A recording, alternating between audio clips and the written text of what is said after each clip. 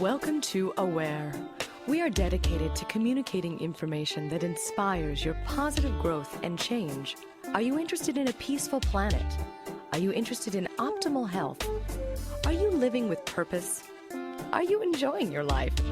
We realize each person can make a difference, and our mission is to empower your awareness. The choices that you make in every moment shape your life, and we encourage you to realize that you have your own answers and to always listen to your own truth. We invite you to stay aware. Hi, I'm Lisa Garr, host of The Aware Show, and thank you so much for joining me today. The Aware Show is always a show that is filled with messages of hope, of possibility. And I think right now in our times of rebuilding, of uncertainty about our future, these messages are more important than ever. To be in a place where we can see a future of possibilities. And also we can look back and see that there are also possibilities that have always been there. Joining me is Dr. Harley Rotbart. He is an infectious disease physician. He's a pediatrician. He's a parenting expert. And among many other books, he has two great books out called No Regrets Living, which is 7 keys to a life of wonder and contentment, which is wonderful. And also a really great book called Miracles We Have Seen. America's leading physicians share stories they can't forget, and true miracles. So welcome. Thank you so much for joining me, Dr. Rotbart. I appreciate you being here. Thank you, Lisa. It's a pleasure to be with you. Absolutely. So I love your perspective where you bring in, not only we're in the middle of a pandemic and there's so many lives that have been uprooted and everything has changed around us, but you're still able to bring messages of inspiration and hope. Why did you decide to come out with this book at this time? Well, I think you summarized it well in the introduction, and that is that we are all in a deficit of optimism, a deficit of hope. And if we were to focus only on the day's news, we just went through I'm in Colorado, and we just went through a tragic shooting here, and there had been one the week before in Atlanta, and there's been several since, and several before, many before. If we just focus on the daily news, there's not much reason for hope. There's not much reason for optimism. And so the goal of No Regrets Living was really that I was tired of feeling as if there were no choices, feeling as if I was out of control, as if I couldn't give advice to my patients' families, my own family, about how to rise above the news of the day. And that's what the goal of the book is, to help us rise above the news of the day and to prevent us from really wallowing in unhappiness and ultimately coming to the end of our lives and feeling as if we should have done, could have done more to have made the most of our time here on Earth. And so the idea is to hopefully overcome past regrets and prevent future regrets. It's been an interesting time of a great pause that we've all been in globally. And even though you've probably still been practicing and working as a physician throughout the entire time, has it caused you to reflect at all backwards or forwards in your life? Well, I don't think there's anyone who's gone through the past year that has not had an opportunity to reflect. And I certainly have. And I've looked at the time that I've been locked down, at the time that I've been quarantined, at the time that I've been counseling others, and I've told myself that I can find a higher purpose, that I can help myself, first of all, and then help, I hope, others to find a purpose in life, to find a belief structure in their lives that give them comfort, that lead them to the subtitle of wonder and contentment, rather than misgivings, disappointments, and regrets. You have a lot of experience with understanding what it means to have perspective. I know from reading your bio that your parents were both Holocaust survivors, which, My dad was. My mom's was born here in Denver, Colorado, but oh, her parents escaped the pogroms in Europe a generation before, and so there is a there's certainly a family historical perspective of suffering, but also of appreciation for everything that lives here in America have given to us. now, so suffering, yes, and appreciation are two different things. Suffering and appreciation. How do you have those two words in the same sentence? Well, it is first of all, without appreciation, all we do is suffer. So Right. we need to find some escape from this feeling of suffering. And the escape, I think, is to look around us and to recognize. I love a quote by Albert Einstein, who said, there are two ways to live your life. One of them is to never see a miracle, and the other is to see miracles in everything that you do and experience. I'm one of the latter people. I think that appreciation leads us to see miracles around us, and they're everywhere. They're everywhere. I mean, we don't have to see the Red Sea split in order to appreciate that the tiniest things around us are miraculous, and they're miraculous and in a way that we will never understand. We will never understand a hummingbird that can flap its wings 80 times a second, 80 times a second to stay aloft, fly at 35 miles an hour, and dive at 50 miles an hour. And I don't know how that happens. I don't understand a virus, Lisa. I Yeah. have spent my life as a virologist. I can't tell you what a virus is. I can't tell you where it came from. I can't tell you, I can't make one. I certainly can't make one. And so I think a virus, and this is heretical to say in an era of pandemic, but I think a virus is miraculous. It's miraculous because it can infect a cell and within a matter of a few hours produce a million progeny virus, a million of itself, until the cell finally gives up and explodes. The virus is spread to other cells. That's why we feel so sick when we have a viral infection. But I can't explain it. I think it's a miracle. It is quite spectacular how it works like that. So, can you tell me, though, how you feel that there are miracles in, for example, with so many people who have lost loved ones? Even in the Holocaust, so many were lost. In the pandemic, so many were lost, a lot of loss. And is there a way to find the miracle in that? I mean, what is your perspective around this? I can't find a miracle in the Holocaust other than for those who survived.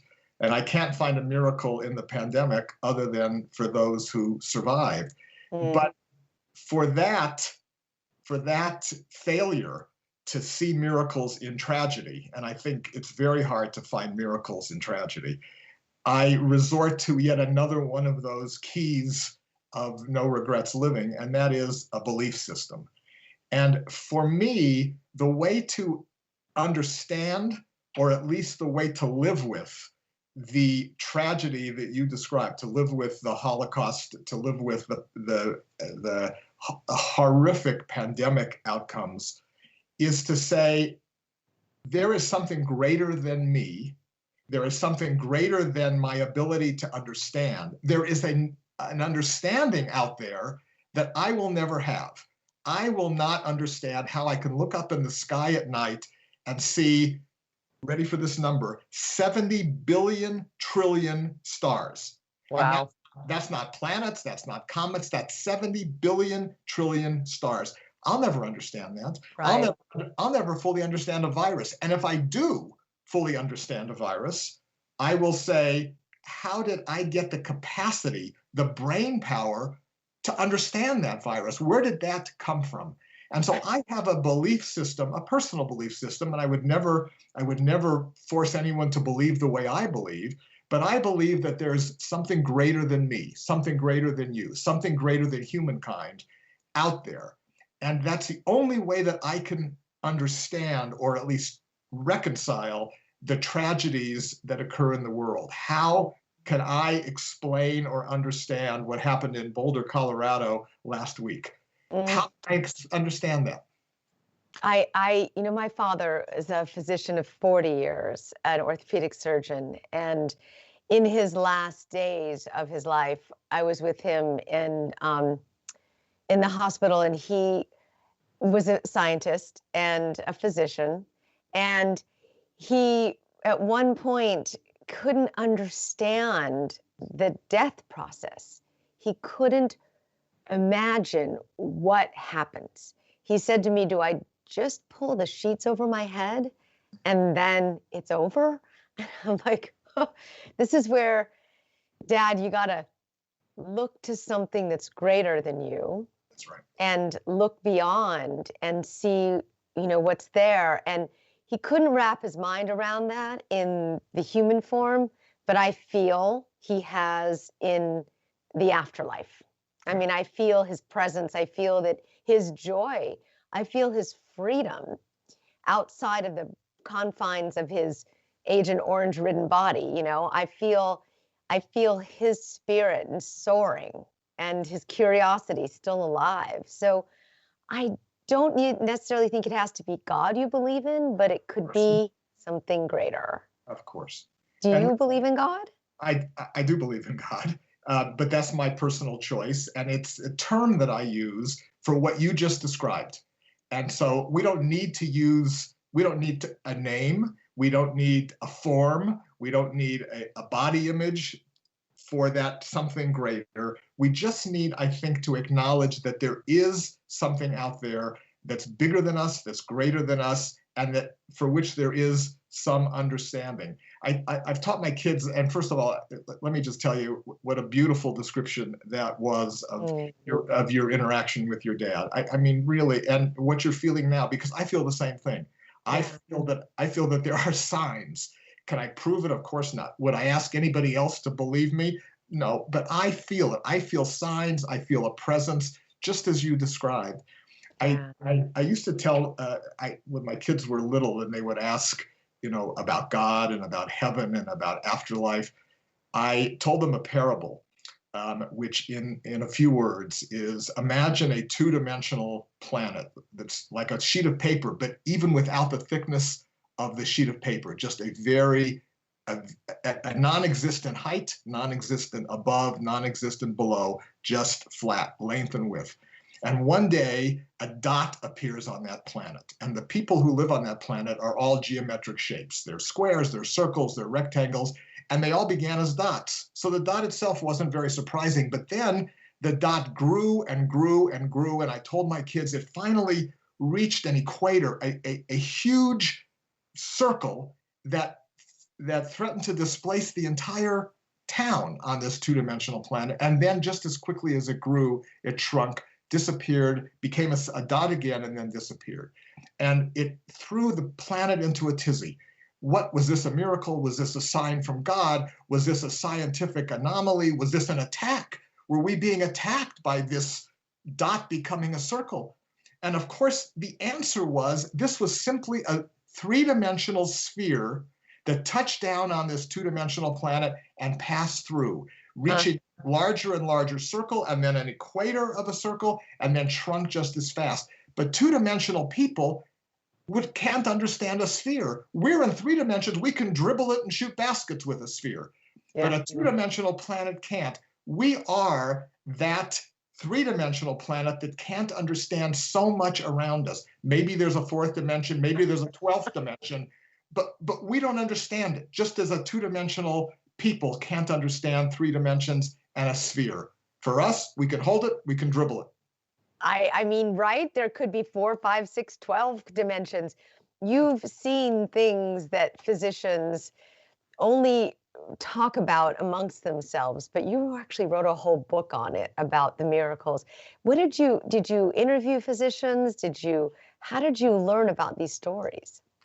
Well, it began with a miracle that and again, my declaring it a miracle, that I saw as a young trainee at Children's Hospital in Philadelphia, a child who against all odds, as we were ready to pull the proverbial plug and ask parents for organ donation, Oh, a child who recovered inexplicably.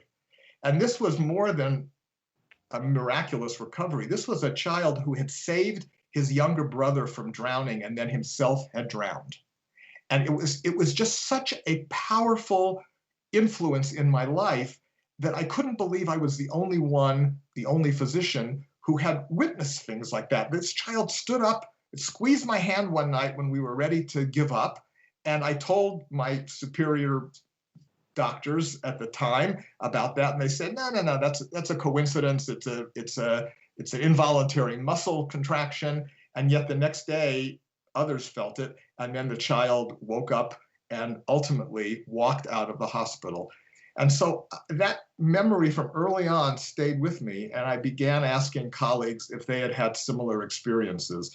And the result was a collection of 75 essays written by the most esteemed physicians in America, deans of medical schools, chairmen of medical departments, who wrote essays about events in their practice that they had witnessed. These were not imagined, these were not patient recollections, these were the physician eyewitness stories that they could not explain. And the result was a collection of 85 essays written by physicians about the miracles that they had experienced in their practice.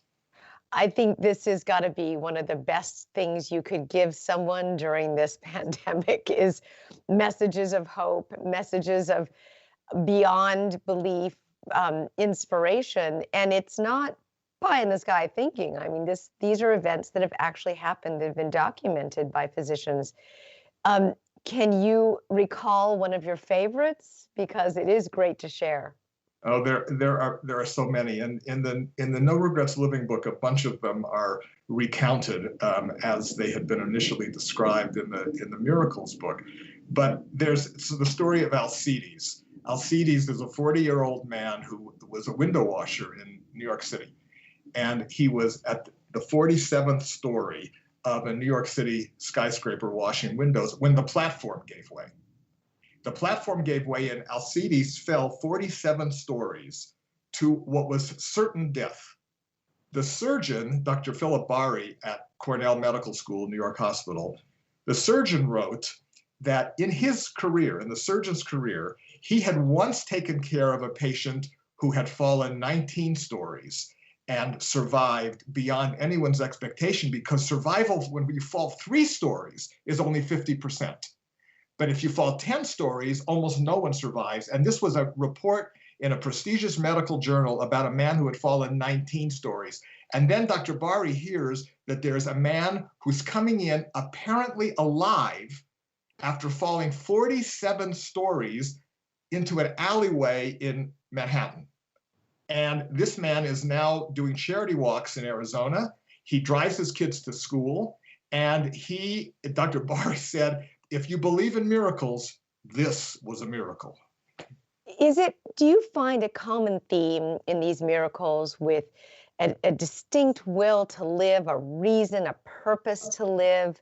What did you find was the theme? That's so important, Lisa. And there's a psychologist named Viktor Frankl who wrote a book called Man's Search for Meaning. And he actually was the founder of a practice of psychology called logotherapy. He's a controversial man for many of the things that he wrote.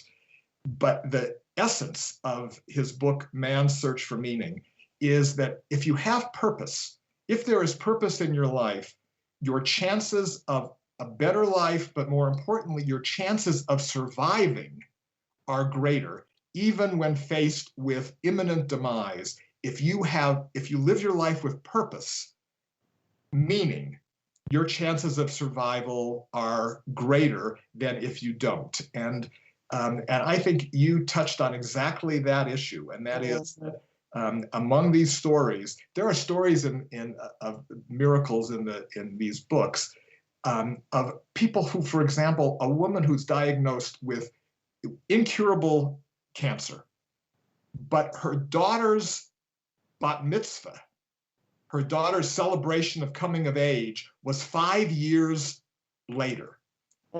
This woman, who could not survive a year by any medical prediction, willed herself to live 5 years and died shortly after her, witnessing and speaking at her daughter's bat mitzvah.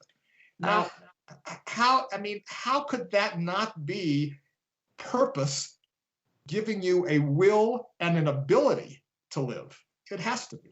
It has to. And that's, how could that teach us who are dealing with other types of losses like jobs or careers or, loved ones and so forth? How can that teach us survival now? Yeah, during the pandemic, I think we have seen around the world, really, people falling into despair because they cannot see beyond the pandemic. And we've seen increases in domestic violence, we've seen increases in suicide, we've seen increases in people's medical conditions that had been under control, but now are out of control because of the harsh conditions imposed on them by the pandemic. And I think that what we have to understand is that pandemics have come and gone in the past, and the most important thing is that we're still here. And that if you can find a reason, if you can find a purpose in your life to seek beyond the pandemic, beyond the tragedy, for example, if you are a family member of someone in Atlanta who was just shot to death, if you're a family member there, have lost a spouse, a son, a brother, how do you go on if you don't find purpose? And so I think that Frankl's message to all of us, and which I really share, is that we should find purpose before the tragedy. We should find a purpose in our life and a meaning for our life before difficulties arise. And then that purpose will help us overcome the difficulties. Many of us find purpose in our children. And I know that you're a dad and that you have coached a lot of parents. How do you coach parents who have children that are leaving for school and so forth? But that was their purpose and they leave, go to college, have a life, have a wonderful experience. Right. How do you when your purpose leaves for college, you need to find new purpose. And it's the hardest thing, and I'll share a personal experience, and that is that we've been blessed over the past 5 years to have grandchildren. Oh, wonderful. It's wonderful. And with the birth of our grandchildren, I had to give up much of my purpose that I had invested in my children, because it's not my turn anymore. It's not my turn to parent. It's not my turn to advise and to counsel. It's their turn. And so much of my being as a parent, as a pediatrician, had been invested in the purpose of raising my kids to this point, to get them not just to college, but now to get them through marriage and to having their own children, that I had to find a way to say, it's not my turn, and I need to find other purpose. And I'm grateful that I've had more than just the purpose of having children, but I think we need to be adaptable in our lives. We need to find ways to move on that are meaningful to us. My daughter's going to, go to college in about 6 months, and I have purpose. I have 19 jobs, and but that's a different kind of purpose. And it's just an interesting, I just thought I'd ask who's a parenting expert, but I love that. I mean, as much as I love that she's going to grow and explore and fail, all of that she needs to do, it's still like, I feel like my best friend is moving away. Yeah. I know we felt it, Lisa, and if I can tell you about everything that I know about you, you have so much purpose in addition to your purpose as a parent that you're going to have a very soft landing, and you'll be filled with joy and pride more than with remorse and nostalgia. Because you'll watch your daughter grow, and then you'll do this show, and you'll do all the other programs Right. the 18 jobs that you have, and it will be a very soft landing for you. I think the bigger picture that I'm asking that for is for those of us who've experienced so much change recently. Maybe we're having change fatigue, that any upcoming change is like, oh my God, more. And it's not just me with having a child going to college. It's I'm blessed to have that. It's for someone who's already lost a loved one and then suffered the isolation of COVID and then would maybe have to move and then. It's just change fatigue, I think. Yeah. And so I know that you've heard about this. Can you tell and tie it in a little bit to living with no regrets? Yeah. There is a psychological term called adjustment disorder. And adjustment disorder is the description of what people go through with change. And there is a subtitle to adjustment disorder that is, "This is my FFT," which stands for "This is my first freaking time." And you can substitute other F words for that. I was going to warn you, we're on public radio. This is the first freaking time I've ever experienced this. This is the first time I've had to make this kind of adjustment, this kind of transition in my life. And the only regret that can result from transition, from adjustments, is not being open to your own personal growth.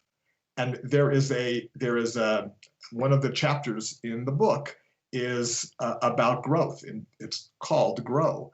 And it's an opportunity to look back at the mile markers in your life up until now and recognize that this is not the first time that you've been asked to adjust, the first time that you've been asked to grow. Look at all the stages in your life that led up to this point where you've already made a successful adjustment. You've already transitioned to something new, to a FFT, to a first freaking time that you've had to do something. And you can do it again.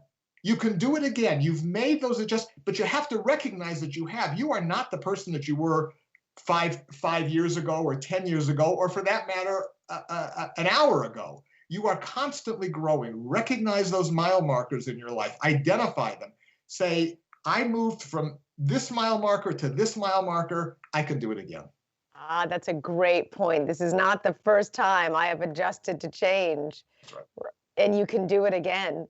So that is a part of the 7 keys to a life of wonder and contentment. Can we talk about some of the keys? Is in retrospect, after you see your life is so fascinating, and you see your father who survived the Holocaust, and you see your mother who survived, and you yourself have had a wonderful career and family, and seeing these miracles of survival constantly in your life. But you don't look at it from a place of lack. You look at it from a place of thriving, of going forward. And I could see that as your life's theme is transforming survival. It's absolutely phenomenal life. So what would you say would be some of the keys that don't look at it that way, like that don't look at survival as thriving? Well, first of all, that's very kind of you to say. Thank you. And I hope a tenth of what you just said is true. But I personally think that as a physician, one of the most challenging keys that I write about is the responsibility, the opportunity, the privilege to heal. And you don't have to go to medical school to be able to heal.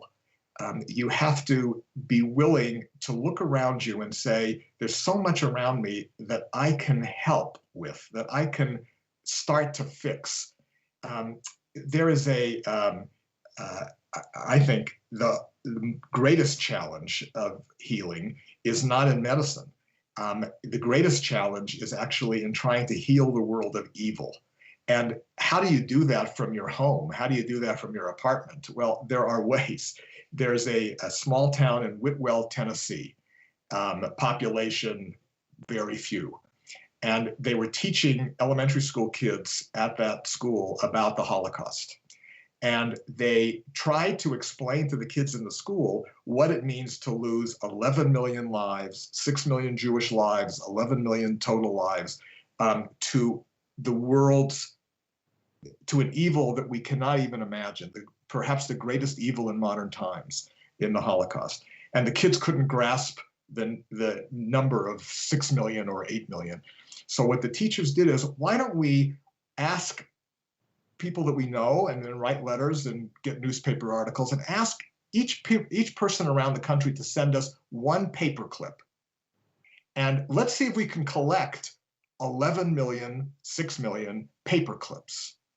This was called the Paperclip Project, and it resulted in a collection of 30 million paper clips, including those sent in by Presidents Bush, Clinton, and Obama, sent in from all over the world, overflowing this school in Whitwell, Tennessee, where to anyone's knowledge, there has never been a Jewish citizen living in Whitwell, Tennessee. And yet these kids healed the world by teaching their parents, first of all, who knew very little about the Holocaust, but the kids learned about it. They healed the world by creating a museum in Whitwell, Tennessee, where 30 million paper clips are stored in a railroad car that had been used to transport victims of the Holocaust and was sent over from Germany to the to create this museum. They, in Whitwell, Tennessee, they didn't go to medical school to heal. They went to elementary school to heal, and they helped to heal the world. So I think healing the world of evil is a responsibility that we all can take upon ourselves and make a difference. I mean, what you described is a perfect example of conscious action, where you're putting into your space, your neurology, the ability to make conscious action happen. Yeah. And it does heal. And I think that ties very closely into purpose. And if you are living a purposeless life, it's just like waiting to die. And I've seen it. And there's a hopelessness where I'm too old, I'm too this, I'm too that, I can't get out there in the world. And that's a great example of just a male campaign. And one paperclip at a time. That's one paperclip at a time. I mean, our world is now so connected through the electronic connection. Even you can make even more of a difference online. There's a lot of initiatives that people can get involved in, but the person-to-person contact does help. It does help. And there's reason to be optimistic, not just because of Whitwell, Tennessee. If you look at mankind's trajectory over time, my wife, and I'm embarrassed to admit this, but my wife was an addict of the Game of Thrones TV show. Okay. And a number of my kids became addicted to it too, and we know people who just lived for the next episode of Game of Thrones. I couldn't bear it. I couldn't walk by the TV because of the level, the degree of evil and really tragedy of that show. But historians have said that medieval history is actually not that far removed from what was portrayed on the Game of Thrones. Medieval history was filled with barbarism, was filled with torture, was filled with unnecessary persecutions. And if we look at the trajectory of humankind from, let's just go back to medieval times, we're getting better. Our society is improved. I mean, there is evil. There is still horrible evil. We've talked about some of it already today, but compared to the trajectory of humankind that we know about, we are better.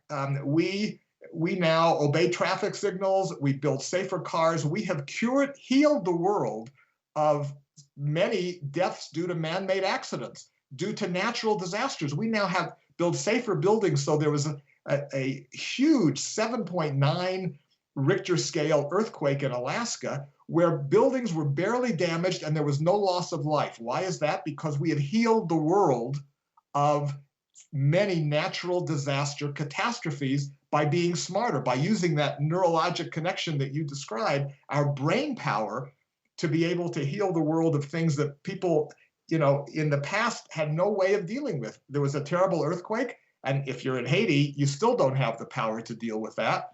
But if you're in Alaska or in other parts of the world that have figured it out and have the resources and the ability to be able to fix things, we can heal. We can heal the world of things that were incurable diseases, to be sure. There's a huge history of medicine curing diseases that were previously untreatable, but we can heal the world of the other tragedies also. Well, there's not a shortage of tragedies. I mean, you just experienced one in Colorado, and there's unpredictability when it comes to the increase in mental illness cases and so forth. So is there a certain time where you accept this, or do you continue to keep trying? No, you can never accept it. I don't think we can ever accept incurable conditions like mental illness. I think we need to find cures. I know we need to find cures, and I believe we will find cures. I believe it's within our capacity, with the brain power that we've been blessed with. Learned, yes. Mm-hmm. Right, to cure. And I mean, I've read a little bit of your history. You've done that. You have recovered from traumatic injury, and you have healed yourself in a way that used parts of your nervous system that you maybe had never used before, but you employed them, you invoked them to find a way to heal yourself. Well, we could do that at a societal level too. And I don't think we could ever give up. I think we have to always seek healing. Yeah, well, I mean, regarding that, a brain injury is not the type of thing that you heal once and it's over. You have to continually work at it because the brain constantly wants to go back to that sleep state. And it is a practice, it's an exercise. And that's, I mean, one of the things that I find that whatever challenges me continues to help my brain stay on a growth pattern. If I create new habits and new structures around things, it creates newness in the brain. I'm constantly finding ways to re-engage my brain. Lisa, what you're proving is that the outdated concept that we used to have of the permanence of neurologic injury is outdated. We've always recognized that in kids who have traumatic injury or brain surgery, that there's a plasticity of their brains. And as pediatricians, we've always counseled and comforted parents to say, what you're seeing right now is not the final product. There is plasticity, there is growth that is still possible. Your kids will train other parts of their brains to do what they've lost because of this injury or because of this surgery or because of this cancer. Your kids' brains can do that. But you've just proven, and I am in admiration of what you've accomplished. You've just proven that adults have plasticity of their brains too. Yes, we do. But it takes work, and that's what I mean to say is that's why I do the radio show, because I get to learn and speak with new people like you all the time, and my brain finds something new and new reason and new purpose. And the fact that, and this is a big point here, that I potentially could impact one other person's life with this message is what builds it even more every day. And I highly encourage everyone to do that, to find something you can do to make someone else's life better that day. Every day. Could be one person. You don't even have to know them. But I mean, have you ever been in a line at Starbucks, one of my addictions, and somebody pays for your coffee in the car before? Yeah, there are beautiful toll booths. We've done it for others behind us in the toll booth and paid it, and after it's been done for us and paid it forward. The cover of the No Regrets Living book has a picture of a yellow butterfly on it, and there's a lot in the book about the butterfly effect. The butterfly effect is just what you described, and the eponymous meaning is that a butterfly flapping its wings in one part of the world could potentially, with all the interactions and inflection points along the way, cause a tsunami in another part of the world because of a chain reaction of events. And inspirational writers have said that the butterfly effect applies to all of us. That is that when we pay for someone at Starbucks or someone pays for us at Starbucks, it makes us feel great. That's our reward. But the person behind us, their day may be changed because of what we did, and they may change other people's lives, and so on and so forth. And when the butterfly effect is recognized, I mean, there's no greater example of the butterfly effect than this pandemic, which began with the flapping of a wing in one part of the world and shut down the entire world by a long series of inflection points. That's a bad example of the butterfly, a bad outcome of the butterfly effect, although a good example of it. But we do make a difference with everything that we do every day in our personal, individual interactions with people. Well, that's actually a good example, because if you look at the impact that the pandemic did and how it swept across the world, and then we've had the protests and the awareness that's been raised around racism, and that has swept around the world. Absolutely. And now I mean, it's a daily reminder and a daily action item and a daily consciousness raiser. And you can apply that same thing. You can do one thing every day that can help impact racism. Then we're all doing our part. If each one of us can do that, to enlighten a parent, or to share, to help somebody dissolve racial lines somewhere, individually, if we can each do one little thing a day to impact somebody else, that can make a huge difference. That's so true. I'm sorry, I interrupted you. No. My next question is taking on different things, like something like mental illness. You can raise awareness about mental illness, you can do it, but how do you really impact it so it helps with things like preventing these shootings or extreme racism, or, the harm that's being done there, true evil? True evil. What do you do? Well, we are, again, faced with a dilemma of apparently incurable evil, but at the root of which is incurable mental illness. And at the root of it is incurable, and I'm putting quotes around incurable each time because I don't believe they're incurable, but incurable racism that has led us to the kinds of horrific outcomes that we've seen way too often. And your prescription, Dr. Garr, that was my dad's name. So you've earned it today, and I'm sure you've earned it many other days. Your prescription is exactly right, and that is we need to be advocates and activists for change in the way we treat mental illness, and the way we treat racism, and the way we treat climate change. We need to pick causes that we can make a daily impact on, and then we need to mentally recount the impact that we've made. The chapter in the book that concludes the butterfly effect is to make sure that each day you have flapped your wings just a little bit to make the world a better place, to make someone else happier and better off in their lives.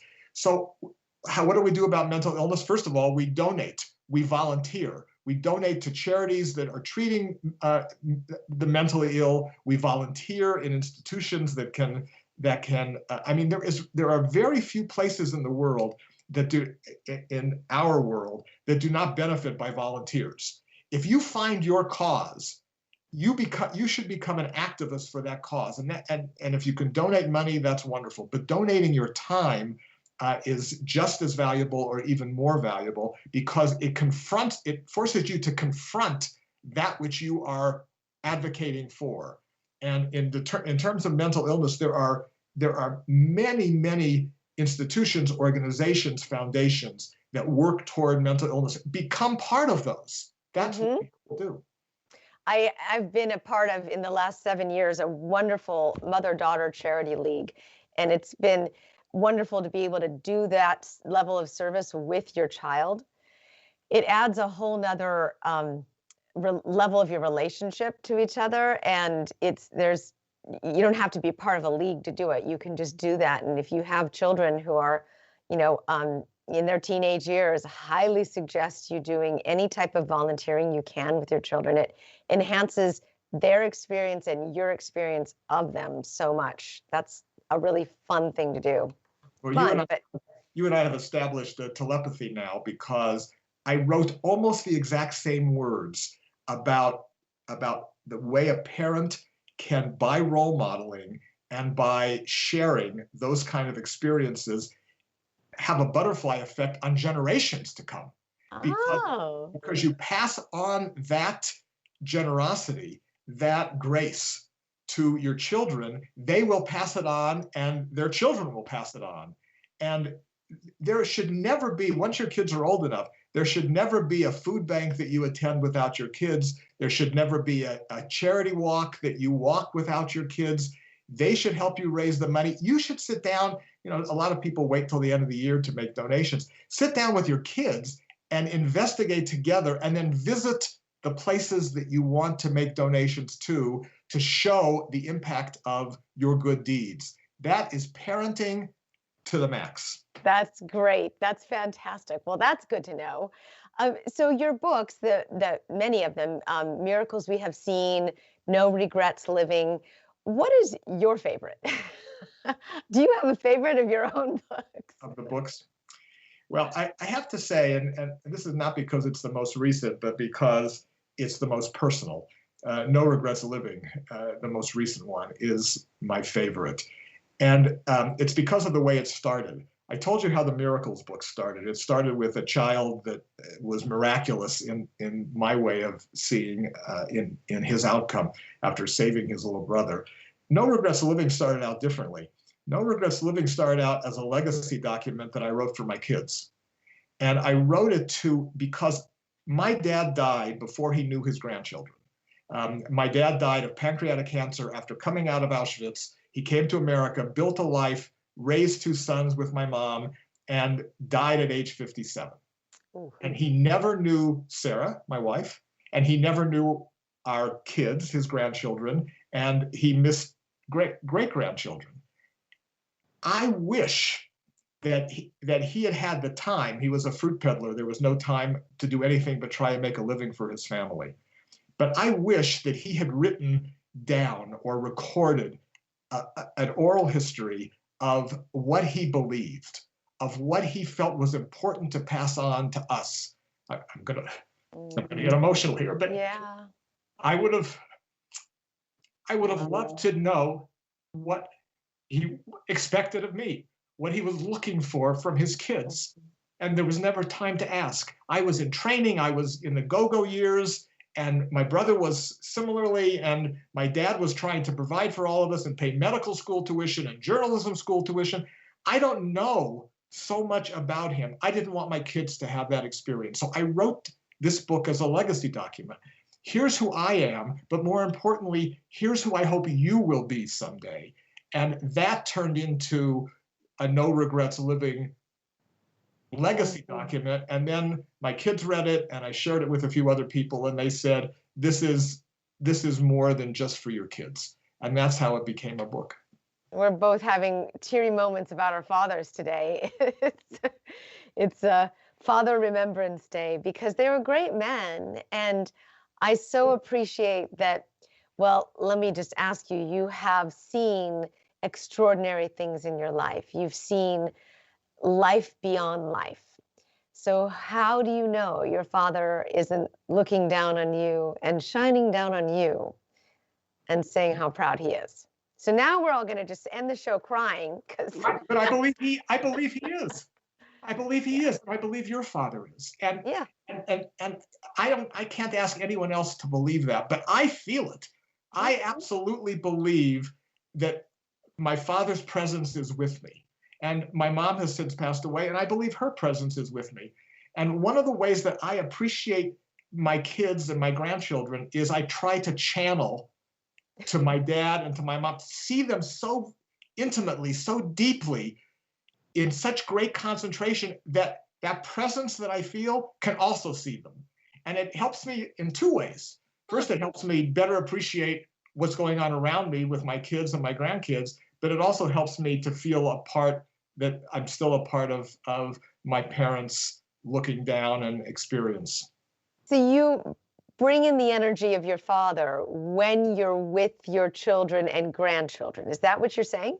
Oh, absolutely. I see them.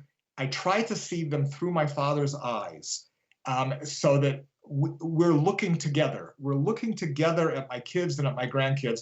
I live in Colorado, so when I do that, people think I must be stoned because I live in Colorado and I look completely zoned out. But I'm in such deep concentration of what's going on around me because I so badly want my parents to see it with me.